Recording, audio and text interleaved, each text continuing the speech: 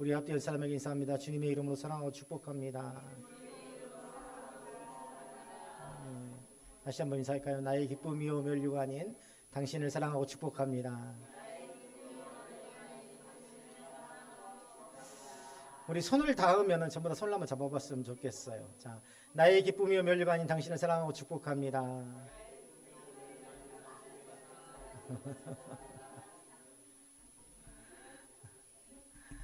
민수기 15장 32절로 41절 말씀을 가지고 보고 기억하며 순종하라라는 제목으로 말씀을 전하겠습니다. 가끔 아침에 커피를 들고 나가자고 합니다. 아침에 식사를 하고 아내에게 커피를 내리라고 하고 커피잔을 들고 함께 나가자고 합니다. 정원에. 그리고 정원 안에 있는 나무 의자에 앉아서 둘이 커피를 마십니다. 한참 있다 보면 마음이 푸근해지는 것을 느끼죠. 곁에서 들리는 새소리, 또 대나무 숲을 흔드는 바람 소리, 또 꽃들이 햇빛에 반짝이는 그러한 모습들, 그러한 나비가 꽃들에 다가가는 그런 모습들, 그런 것들을 보면 마음이 푸근해지는 것을 느낍니다. 정말 일이 많아서 며칠 숨가쁘게 보낸 후의 날이면 더 그렇습니다. 그런데 그 바쁜 와중에도 잠시 멈추어서 커피 한 잔 마시는 시간은 정말 소중하게 다가오죠. 사실은 한국 사회에서 부부가요, 나란히 앉아서 그냥 식탁 말고요, 어디에 나가서 나란히 앉아서 그렇게 여유로운 시간을 보낼 수 있는 기회가 그렇게 많지 않습니다. 그러한 순간이 없었다면 일상 속에서 내 마음에 무엇이 있는지를 점검할 시간도 없을 것입니다. 저는요, 가끔 사람의 삶이 냉장고와 같다는 생각이 듭니다. 우리 집 냉장고 속 한번 생각해 보세요. 우리 여성분들. 가끔 꺼내어 보고 정리하지 않으면 내 스스로도 무엇을 놓았는지조차도 잊어버리는 그런 냉장고 말이죠. 그래서요, 우리는요, 가끔 내 마음속에, 내 머릿속에 내가 지금 무엇을 생각하고 무엇을 계획하고 어떤 일을 하고 있는지를 잠잠히 앉아서 생각해보고 정리해야 될 필요성이 있더라는 겁니다. 가끔 아내와 그런 시간을 가질 때 저는 깨닫게 돼요. 아무리 바쁘더라도 삶 속에서 멈추어야 될 시간이 있다는 것. 멈춤은 단순히 쉬는 것을 넘어서 우리의 삶의 중심이 어디에 있는지를 돌아보게 해줍니다. 막 달리다 보면 달리는 목적도 잃게 돼요. 그렇죠? 내가 지금 뭐하고 있는 거지? 뭔가 막 바쁘게 움직이는데 내 삶에 정리가 안 되어 있어요. 그럴 때는 모든 것들을 다 중지시켜 놓고 하나씩 일의 우선순위를 따져보고 어떻게 진행해야 되는지를 다시 한번 점검해보고, 그런 시간이 우리에겐 필요하더라. 그게 바로 멈춤의 시간이더라. 이런 작은 멈춤조차 우리에게 중요한 의미를 주는데, 하나님께서 우리에게 주신 안식일, 오늘 성경 본문에서 나오죠. 이 안식일은 단순한 휴식 그 이상의 깊은 뜻을 담고 있더라는 겁니다. 하나님께서 안식일을 이스라엘 백성들에게 주신 이유가 뭘까요? 일상의 분주함 속에서 잠시 멈추어서 하나님의 은혜를 기억하고 거룩한 삶으로 다시 돌아오게 하려는 그런 뜻 아닐까요? 제 서재에도 보면 이제 계절이 바뀌잖아요. 옷을 정리할 틈이 없어요. 그래서 겨울 옷 박스를 그 좁은 통로에다 갖다 놓고 그 박스를 넘어서 책상으로 가고,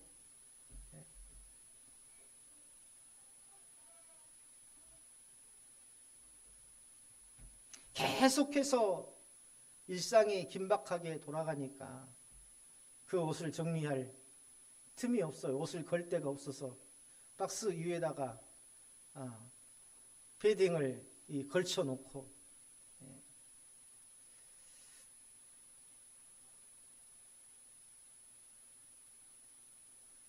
오늘 우리는 말씀을 통해서 이 멈춤의 중요성과 그 안에 담긴 하나님의 사랑을 함께 나누어 보고자 합니다. 안식일은 하나님께서요 천지를 창조하시고 거룩하게 구별하신 날이죠. 사람이 하나님의 은혜와 창조의 섭리를 기억하면서 안식과 예배로 그분께 나아가는 특별한 날입니다. 하나님의 손길의 아름다움, 풀과 꽃과 바위와 물과 하늘과 그 속에 깃들어 있는 하나님의 마음, 야, 경치 좋다라고 말하는 것보다 뭐예요? 그 안에 깃들어 있는 하나님의 손길과 그 마음을 지그시 눈을 감고 느껴보자는 것이죠. 그런 날이 바로 안식일이더라. 아름다운 것이 자연뿐만일까요? 이 세상에서 가장 추악한 게 사람의 삶이고 또한 가장 아름다운 것이 사람의 삶이라고 생각합니다. 눈을 지그시 감고 내 삶이 하나님 앞에 정말 아름다운 삶으로 세워져 가고 있는가를 생각해보고 하나님께서 내게 주신 그러한 은혜를 묵상해보고 우리에게는 그런 시간이 필요하더라는 것입니다. 하나님께서 이스라엘 백성에게 안식일을 지키는 것이 단순한 휴식 이상의 의미를 가지죠. 거룩한 삶의 기본이자 통치를 인정하는, 하나님의 통치를 인정하는 행위라는 것을 분명히 하셨습니다. 하나님의 말씀을 지켜 행하면 그 모든 것을 더하시리라는, 이게 뭡니까? 통치 명령이죠. 하나님을 신뢰하고 하나님의 말씀을 믿고 따르면 하나님께서 책임지시겠다는 그 진리의 말씀입니다. 이게 바로 통치를 인정하는 거죠. 그 말씀에 순종하는 것. 그것이 바로 어떤 날이라고요? 안식일이더라. 안식일은 그래서 거룩한 삶의 기본이자 하나님의 통치를 인정하는 날이더라. 사람은 욕심과 생존을 위해서 늘 분주한 삶을 살아갑니다.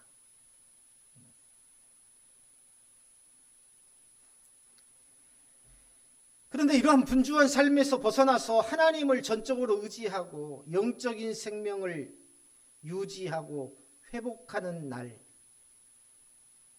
하나님의 백성이 하나님과의 언약 관계를 재확인하는 날, 이게 바로 안식일입니다. 일주일에 한 번 하나님, 내가 정말 하나님 앞에 예배로서의 삶을 살고 있나요? 하나님, 정말 내가 모든 사람과의 관계성에서 예배를 이루고 있나요? 하나님, 제가 정말 내 인생의 방향성이 하나님의 선하신 뜻 가운데에 있나요? 라고 물어보고 점검하는 시간. 만약에 그러지 않았다면 방향을 재설정하고, 가족 안에서 그러한 것이 세워져 있지 않다면 가족 안에서 그런 것들도 만들어 보고,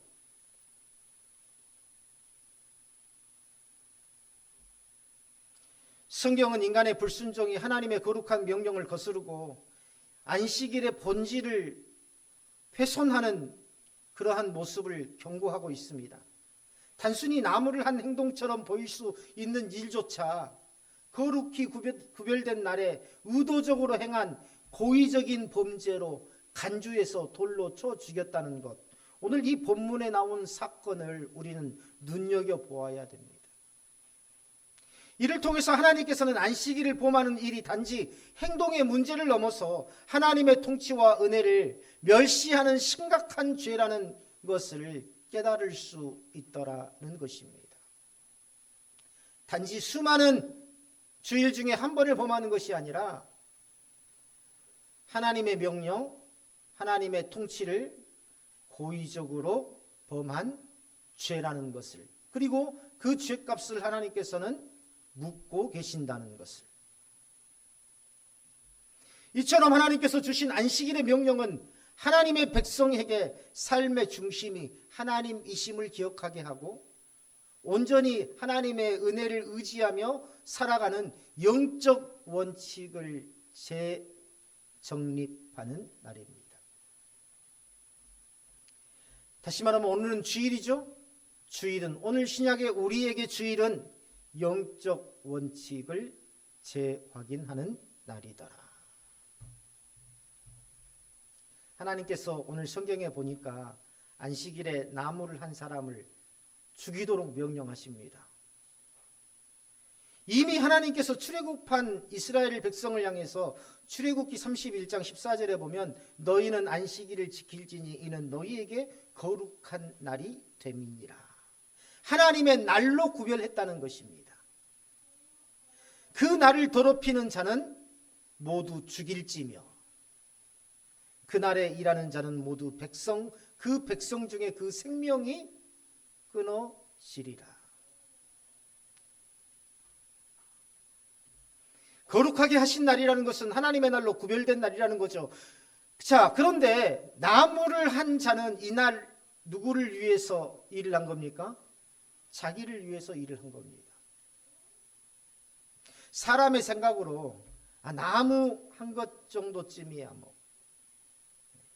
주일에 무슨 나무 좀 했다고 해서 추운 겨울날, 우리나라로 말하면 추운 겨울날 땔감이 없어가지고 따뜻하게 자야 되는데 나무 하는 것쯤이야. 친구 만나러 가는 것쯤이야.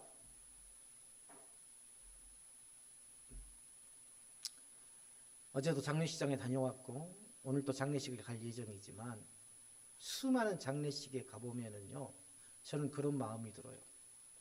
아마 여기 계신 분들도 장례를 직접 치러보셨고 장례식장에 가보셨을 겁니다. 고인을 기리는 장례식장이 아니에요. 요즘 장례식장은 고인을 기리는 장례식장이 아니라 자식들의 위세를 자랑하는 자리입니다. 내가 이런 사람이야. 내가 이렇게 성공했어 하는 것을 보여주는 자리가 바로 장례식장이 되어버렸어요. 고인의 죽으면 별로 관심이 없어요. 단지 눈에 보이면 슬프고 생각하면 슬프고 입관할 때 관에 들어갈 시신이 관에 들어가는 거 보면 통곡해서 목 놓아 울기도 하지만 고인의 뜻을 기리고 우리 자녀들의 자녀들에게 할아버지 할머니가 어떤 삶을 사셨단다 하는 그런 것을 전해주고 기리는 시간보다 손님 맞는 것이 더 우선순위입니다. 우리나라에서요, 이 장례 문화 좀 고쳐야 될 것 같다는 생각이 들어요. 목회자로서의 솔직한 고백입니다. 차라리 손님 안 맞았으면 좋겠어요. 가족들끼리 조용하게 손자 손녀들 다 모아놓고 친척까지도 괜찮아요. 모아놓고 우리 아버지는 어떤 삶을 사셨습니다. 우리 어머니는 어떤 삶을 사셨습니다. 동방예의주의라는 한국이요, 서양의 장례 문화보다 더 못해요. 떠들고 장난치고 웃고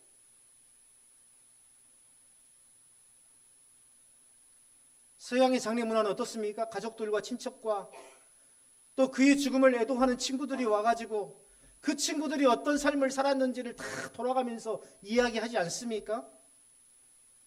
왜 이게 우리 장례 문화는 어쩌다가 돈을 주고받고 먹고 마시고 하는 그러한 장례 문화가 되었는지, 한 사람의 삶은 그 무엇보다도 바꿀 수 없는 소중한 것입니다. 그 사람이 몇십 년을 살았던, 적게 살았던, 많이 살았던, 살았다는 그 자체로 굉장히 가치가 있죠. 자녀를 키웠다면 그 자녀를 키우면서 얼마나 많은 수고와 고통과 아픔과 때로는 기쁨과 자기 희생적인 삶을 살았겠습니까? 최소한 살아생전에는 어머니 고맙습니다. 아버지 고맙습니다. 할아버지 사랑합니다. 할아버지 앞에 할머니 앞에 앉아서 할머니의 인생이 할아버지의 인생이 어떤 삶을 살아왔는지 할아버지 할머니 아버지 어머니의 마음을 다 들어보지는 못할 망정 장례식장만큼은 정숙하게 그분의 삶을 다시금 되새겨보고 그분과의 관계를 다시 한번 되새겨보고 그분을 기리는 것이 장례가 되어야 되지 않겠느냐.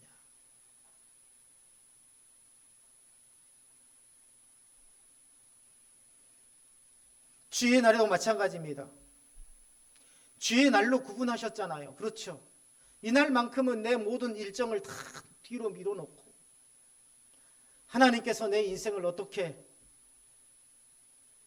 인도하고 계시는지, 하나님께서 내게 어떤 은혜를 주셨는지, 내가 하나님 앞에 무슨 사역을 감당해야 되는지, 그러한 것들을 점검해 보는 것이 바로 주일이어야 된다. 우리 생각에는 나무를 한 정도쯤이야.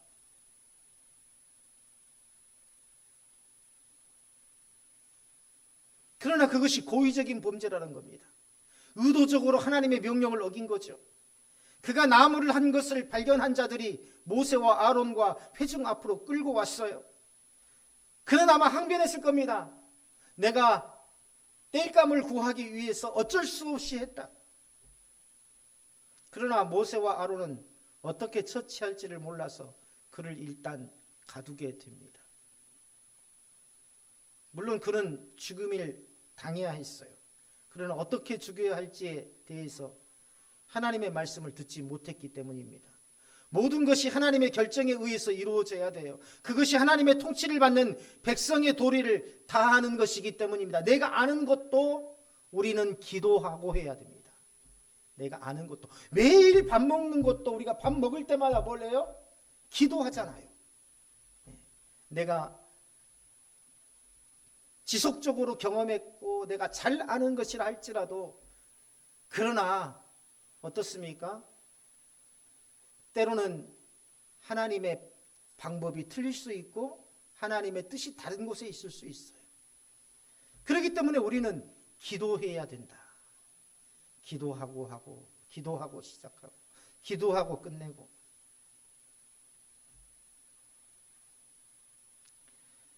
모세와 아론은 그를 일단 가두죠.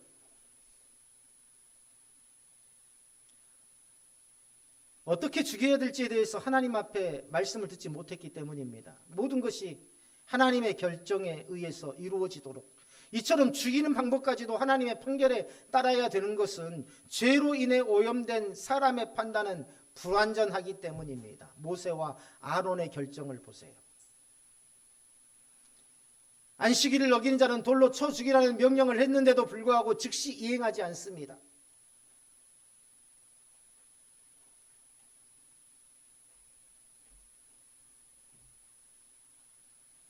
내가 지금 즉시 결정하지 않고 하나님의 뜻을 다시 묻는 거죠. 하나님의 말씀만이 불완전한 사람을 온전케 할 수 있습니다.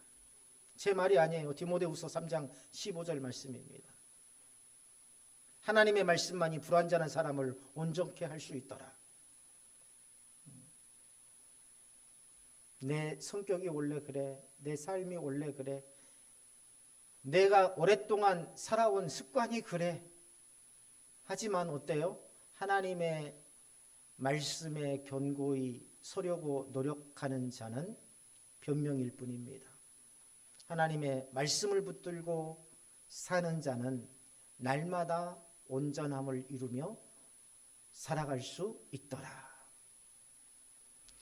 이미 고의적인 범죄에 대해서 하나님께서 경고하셨죠. 나무를 하러 간 사람은 나무 하는 것쯤이야, 그걸 가지고 설마 죽이기까지 하겠어라는 생각을 했을 겁니다. 뭐 수많은 주일 중에 한 번쯤이야. 제가 언젠가 우리 둘째 형님 이야기를 했을 겁니다. 학생 때는요, 중학생 때나 이럴 때에는 사춘기가 오잖아요. 친구들하고 여행도 가고 싶고 주일날 놀러도 가고 싶고, 주일날 가족들하고 여행 가는 애들을 보면 부럽기도 하고 속에서 짜증도 나고 나는 맨날 왜 주일날 일해야 돼? 라는 그런 생각도 들고 그래서 꾀병을 내요. 일부러 주일날 아침에 인상을 팍팍 쓰면서 막 내가 내 손으로 이마를 짚어가면서 막 열이 있는 척 합니다. 막 들어 누워 있어요. 그럼 형님이요 와가지고 아프니? 라고 물어봐요. 아파서 나 오늘 교회 못 갈 것 같아. 그래. 다가오더니 저를 들쳐업습니다. 그리고 교회 데리고 가요. 예배당에 앉고 예배당 바로 옆에가 별실이 있었어요. 거기에 방석을 깔고 저를 눕힙니다. 마음이 어떻겠어요? 꾀병인데 형님도 꾀병인 줄 알아요. 꾀병인 줄 알아요. 근데 방석을 착 깔고 거기에다가 나를 탁 눕혀놓고 여기에서 누워서 예배 드려라. 그리고 본인은 예배당으로 가죠. 예배 듣는 동안에 찔림이 많아요. 막 말도 못해요. 마음속이 괴로워요. 내가 왜 거짓말을 했지? 지금 와가지고 도저히 일어날 수가 없는 거예요. 형님이 교회까지 업고 왔으니까.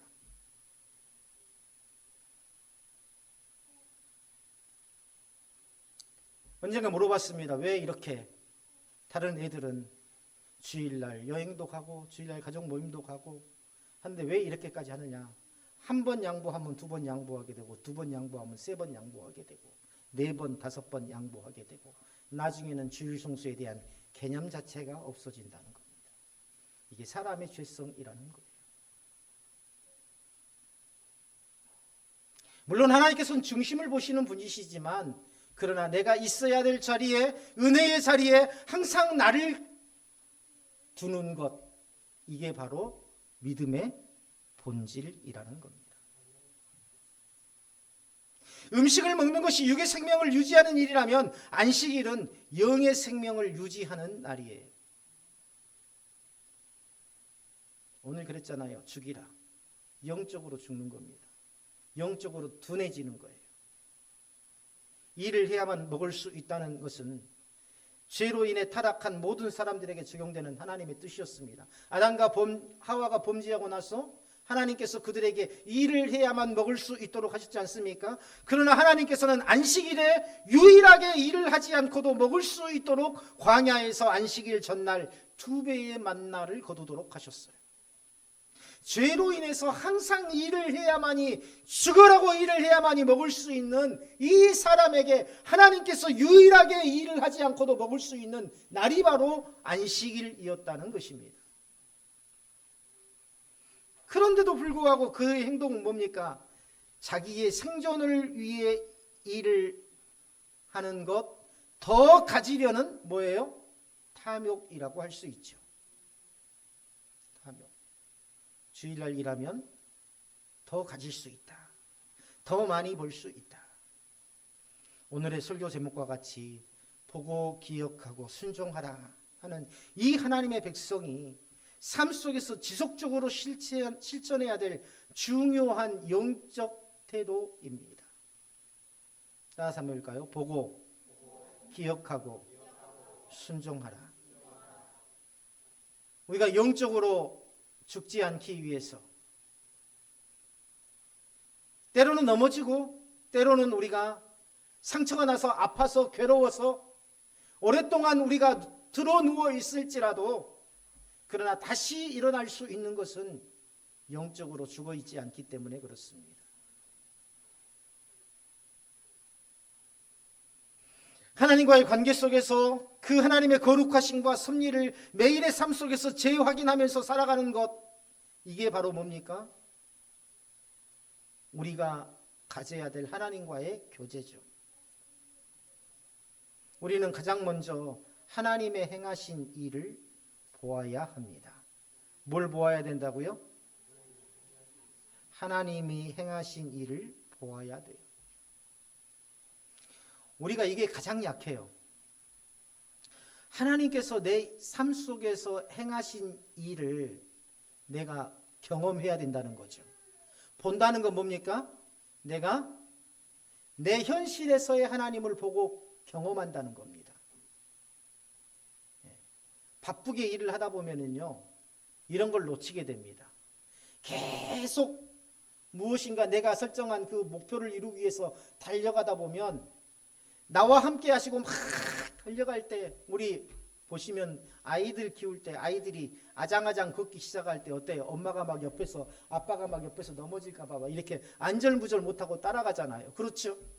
중심도 잡지 못하고 막 앞을 향해서 달려가면 어때요? 하나님이 넘어질까 봐 막 따라가면서 안절부절 못하면서 따라가는 그런 하나님을 우리는 보지 못하고 놓치더라는 겁니다.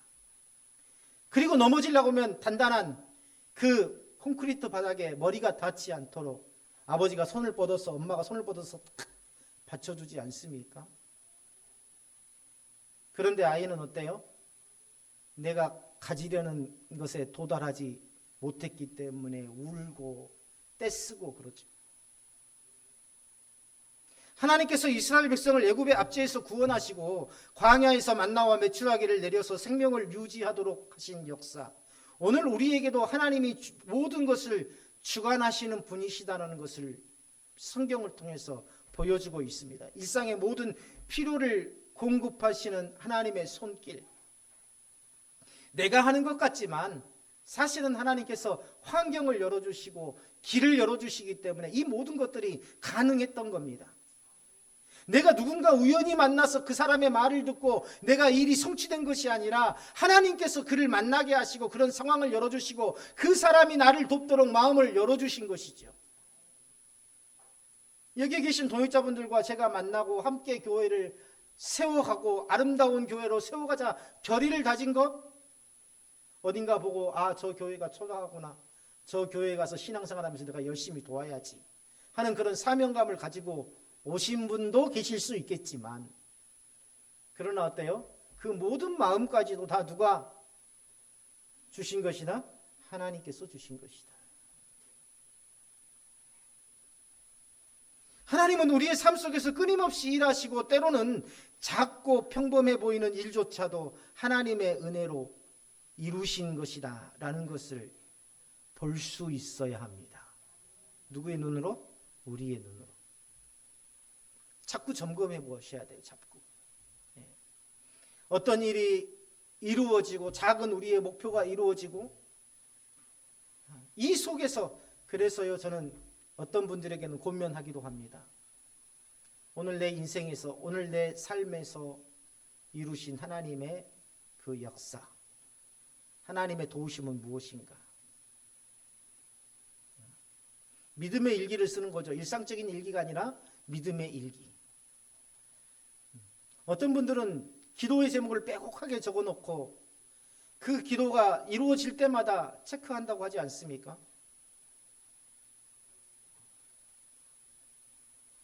두 번째, 우리는 하나님의 말씀을 기억해야 됩니다. 뭘 기억해야 된다고요? 하나님의 말씀을 기억해야 됩니다. 성경은 단순히 과거의 기록이 아니라 오늘날 우리에게 말씀하시는 하나님의 살아있는 음성입니다. 사실은 저도 그랬어요. 저도 7살 때부터 교회에 다녔지만 듣고 잊어버립니다. 별로 기억된 것은 별로 없어요. 그래서 아이들이요 묵상을 하고, 왜냐하면 남에게 듣는 것은 별로 내게 깊이 있게 다가오지 않습니다. 어떤 특수한 상황이 아니면. 근데 내가 줄을 긋고 내가 글을 써보고 내가 중요하다고 여겼던 것들을 체크해보고, 이런 것들은 내 머릿속에 그래도 조금은 기억되더라. 이스라엘 백성에게 율법을 주신 것처럼 하나님께서는 오늘 우리에게도 말씀을 통해서 우리의 삶을 거룩하게 구별하도록 하죠. 말씀을 통해서 하나님의 뜻을 알게 하고, 말씀을 통해서 하나님의 백성으로서의 정체성을 지키게 하고, 말씀을 통해서 하나님의 은혜를 부어주시고, 말씀을 통해서 내 삶의 모든 문제와 어려움을 이길 수 있는 능력을 주시고, 이 모든 것들이 다 무엇을 통해서? 말씀을 통해서 이루어지더라. 그래서 하나님의 말씀을 가까이 두고 묵상하며 삶을 적용하는 것, 그것은 하나님의 백성으로서의 기본적인 의무라 할 수 있습니다. 사랑하는 도역자 여러분, 우리가 신앙생활을 20년, 30년, 40년, 50년 이거 별로 중요하지 않습니다. 제가 말씀드렸죠? 성경을 통독하는 횟수가 내 신앙의 뭐라고요? 연수라고요. 꼭 기억하시기를 바랍니다. 내가 20년을 신앙생활했어도 내가 성경 통독을 2번 했다면 나는 신앙의 연수가 2년이라고 할 수 있습니다. 하나님의 말씀대로 내가 살지 않았다면 모든 것들이 다 물거품처럼 모래성처럼 무너질 수 있다는 것 기억하시기를 바랍니다. 지금이라도 우리는 말씀을 읽고 듣고 말씀 가운데에서 은혜 받고 말씀 속에서 하나님께서 내 삶을 통해 이루시고자 하시는 뜻이 무엇인지를 깨닫고 그렇게 살아가야 하더라는 겁니다. 셋째, 우리는 하나님의 성품을 기억해야 됩니다. 하나님의 성품을 기억하라. 하나님은 거룩하시고 그분의 모든 판단과 행위는 완전하고 의롭죠. 이러한 하나님의 성품은요, 그분의 명령과 뜻이 결코 인간적인 기준으로 판단되거나 의심되어서는 안 된다는 것을 보여줍니다. 우리는요, 하나님의 거룩하심과 자비로우심, 공의로우심을 기억하며 하나님을 본받아야 합니다. 하나님의 성품을 기억하고 본받아라. 하나님께서 나를 대하셨던 하나님의 마음, 한때는 방탕했지만 사랑의 손길로, 궁유로 손길로 나를 인도하셔서 하나님의 뜻 안으로, 사랑 안으로 인도하신 그 하나님의 마음, 그 하나님의 성품을 기억하고 나도 그러한 하나님의 성품을 닮아가는 사람이 되어야 된다.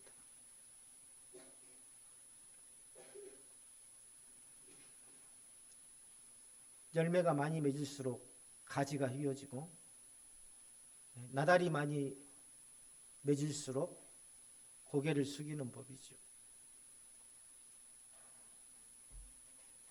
인생의 참 의미와 하나님께서 내 삶 가운데 주신 그 뜻이 무엇인지를 더 많이 깨달은 사람일수록 하나님의 성품을 닮아가는 법입니다.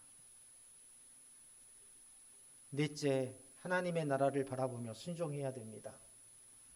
하나님께서 이스라엘을 애굽에서 구원하신 이유는요, 단순히 자유를 주기 위함이 아니라 그들을 통해서 하나님의 나라와 영광을 나타내시기 위함입니다. 오늘날 우리도 하나님의 나라의 백성으로서 이 땅에서 하나님의 통치를 드러내는 삶을 살아야 돼요. 하나님의 통치를 드러내려면 증명을 해야 됩니다. 무엇을 증명해야 됩니까? 하나님의 말씀이 곧 살아계신 하나님이라는 것, 하나님의 말씀이 곧 생명이라는 것을 어떻게 증명합니까? 순종을 통해서 증명할 수 있습니다. 순종을 통해서. 불순종은 죽음이요, 순종은 곧 생명이더라. 하나님의 말씀을 순종할 때에 내 삶에 능력이 있고 내 삶에 생명의 역사가 일어나는 것이죠. 오늘 우리는 예수님께서 3일 만에 부활하신 안식일 다음 날을 주일로 드리고 있습니다. 주일이라는 건 뭡니까? 이전에 내가 죽고 주님으로 인해 새 생명을 얻은 날이라고 할 수 있습니다. 이전에 내가 죽고 예수님으로 인해서 새 생명을 얻은 날. 따라서 한번 해볼까요? 이전에 내가 죽고 주님으로 인해 새 생명을 얻은 날. 이게 바로 어떤 신앙이냐면 부활신앙입니다. 이게 부활신앙이에요. 부활절에 계란을 예쁘게 장식하고 부활절 찬양을 부르고, 이게 부활절의 전부가 아니라 이전에 내가 죽었는지를 확인하고 내가 진정으로 내게 새 생명을 주신 예수님으로 인해서 예수님으로 인한 삶을 살고 있는지를 점검하는 날. 그럼에도 불구하고 주일까지 나의 생존을 위해서, 나의 즐거움을 위해서 일하고 그곳에서 살아있는 존재라는 것을 확인하려고 하는 것. 예. 누군가를 만나서 친구를 만나서 내가 어떤 존재라는 것을 확인하려고 하는 것. 예. 어떤 곳에 가서 즐거움을 느끼면서 내 삶의 그 이유를 찾아보려고 하는 것. 새 생명을 주신 하나님의 은혜를 저버리는 일이라고 할 수 있죠. 하나님께서는요, 안식일에 나무를 해서 고의적으로 죄를 지은 자를 진영 밖으로 끌어내서 돌로 쳐 죽이도록 명령하십니다. 진영 안은요, 뭡니까? 왜 진영 밖으로 끌어내라고 그랬어요? 진영 안은, 진영이라는 건 뭐예요? 성소를 중심으로 이스라엘 백성들이 다 장막을 치고 있는 그 전체를 갖다가 진영 안이라고 합니다. 다시 말하면 이스라엘 백성들의 삶의 공간을 이야기해요. 하나님을 모시고 사는 그 삶의 공간. 그런데 그 진영 밖으로 끌어내어서 돌로 쳐 죽이라고 오늘 35절에서 명령하시죠. 그러므로 죄가 진영 안에 있을 수 없고 진영이 죄로 인해서 더럽혀질 수 없도록 하신 것입니다. 왜 이런 일이 생깁니까? 보고 기억하고 순종하지 않았기 때문에 그렇습니다. 올 한 해 동안 하나님께서 내게 부어주신 은혜를 한번 생각해 보셨나요?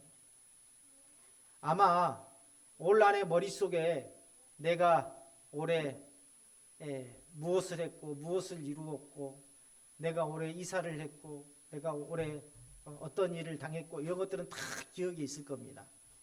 근데 그 기억 속에 하나님이 하신 일을 혹시 기억하고 있나요? 기억 못할 겁니다. 왜냐하면 기억 못한 이유는요, 생각해 보지 않았기 때문에 그렇습니다. 우리가 오늘 주일에 그것을 한번 생각해 보시기를 바랍니다. 정말 많은 은혜가 있었을 겁니다. 올 한 해 때로는 내가 작년보다 더 힘든 삶을 살았을지라도 내가 힘든 시간을 보낸 만큼 하나님께서는 나에게 더 많은 은혜를 부어주셨을 겁니다. 내가 계획하지도 않았고 내가 생각하지도 않았던 일들을 이루신 하나님. 그런데 그 은혜에 대한 감사가 있나요? 아마 당연한 것이 되어 있을 겁니다. 아마 생각해 보지 않아서 기억하지도 못할 겁니다. 보고 기억하고 순종하지 않았기 때문이죠. 이게 지속되고 오래되면 하나님의 은혜를 잊어버리게 됩니다. 그래서 욕심을 품게 되고 죄를 행하게 되는 것입니다. 사는 것 자체가 목적이 되어서는 안 됩니다. 사는 것 자체가 목적이 되어서는 안 돼요. 장례식장에 가보면 사람들은 고인보다도 자신의 삶이 훨씬 오래 살 것이고 더 자신의 삶이 훌륭할 것이라고 생각합니다. 사는 것 자체가 목적이 되어서는 안 돼요. 어떻게 사느냐가 중요합니다. 100세 넘게, 90세 넘게, 80세 넘게, 때로는 젊었을 때에 일찍 죽더라도, 그러나 그 사는 연수가 중요한 게 아니라 내가 하나님이 주신 삶을 어떻게 사용하느냐 하는 것이 굉장히 중요하다라는 겁니다. 사랑하는 동역자 여러분, 말씀이 많이 남았지만 정리하겠습니다.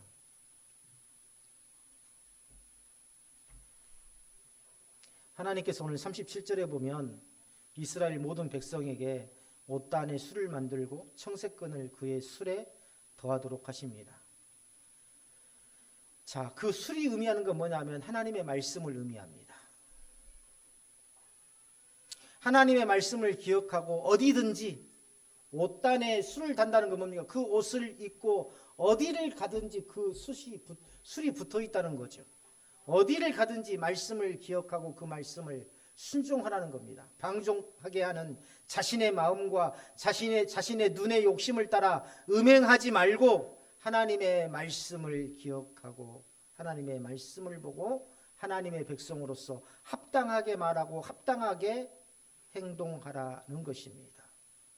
그래서 신약 성경에 보면은요, 이 바리새인들이 또 술을 달아나가니까 옷단에다가 이 술을 남들보다 더 크게 만들어가지고 자신의 이 경건의 정도를 자랑하고 다녔었죠. 사람이 얼마나 악한 존재인지를 말해주는 겁니다. 하나님께서 자기 백성을 사망에 이르지 않기 위해 말씀을 기억하도록 달게 하신 옥깃의 술마저도 더욱더 크게 달아서 자신의 위대함을 드러내려 하는 것. 만나보면은요, 우리가 사람들을 만나보잖아요. 그러면은 전부 다 목사 자랑, 교회 자랑, 내가 교회에서 받은 신앙 교육에 대한 자랑. 그분들이 나와 함께 하셨던 하나님을 자랑한 것은 사실 저도 많이 못 들었어요. 나와 함께 하신 하나님. 그러나 저는요, 우리 동역자님들이 나와 함께 하신 하나님을 늘 자랑하시는 복된 신앙이 되시기를 주님의 이름으로 축원합니다.